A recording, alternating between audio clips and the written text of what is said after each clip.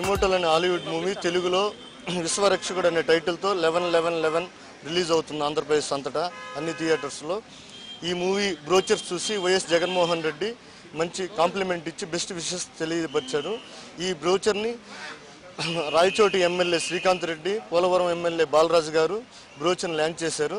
వాళ్ళు కూడా ఈ సినిమా గురించి మాకు మంచి విషెస్ చెప్పి సినిమా మంచి సక్సెస్ కావాలని చెప్పి మాకు కృతజ్ఞతలు తెలియపరిచారు.